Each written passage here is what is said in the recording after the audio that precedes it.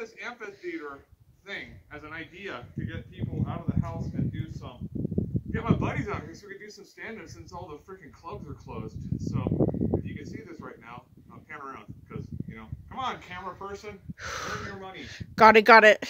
So, okay, cool. So lots of places to sit. What should I do? I haven't done these in so long. Let me tell about psychosis. All right. So think about it. Okay, bipolar. I've got this depression shit, and one of the things that could happen, I go to a move, of course, was binge drinking before I got my medications, and even after that. I get psychotic. About 2 weeks of depression, 2 weeks of binge drinking, and I'm psychotic. And the way the psychosis goes ahead and plays out is paranoia and delusions.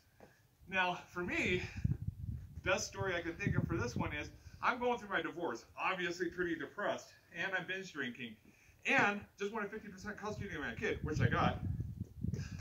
My ex-wife was winning, to be ex-wife, was winning absolutely every single motion in court. And I couldn't figure out how she was doing it. But binge drinking, depressed, psychotic, about 3 o'clock in the morning I figured it out. It was my next door neighbor's tree. It was sitting there broadcasting my thoughts to my wife, for which she was sitting there taking down notes. And that's how she was winning. Obvious solution. I chopped down the tree at 3 o'clock in the morning. Now, I did kill that broadcast, but because of the wanky neighbors, new broadcast was calling the police, and that was my first time at MD, I don't know acronyms. Do you know the acronym? MDDC. So, but you know, it serves the neighbors right because this guy's a wank. He's absolutely wank. His name's Keith.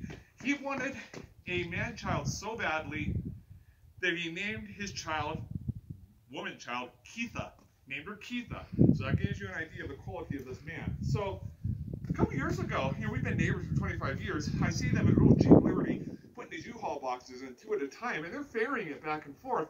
I'm going, well, what's the deal with this? I'm going, Keith, I'm going, are you moving out? I go, I didn't even hear. I'm going, you know, I got my 4Runner.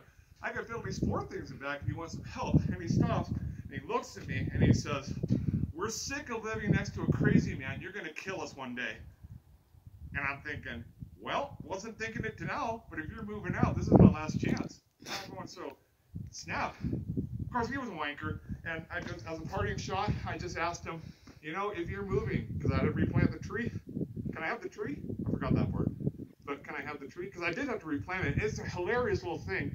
It's just an aside that I got this desert willow that I planted when I first moved in some decades ago.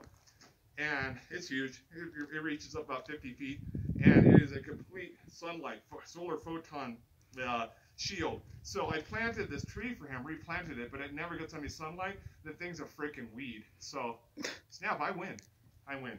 Okay, that's the end of that part of it.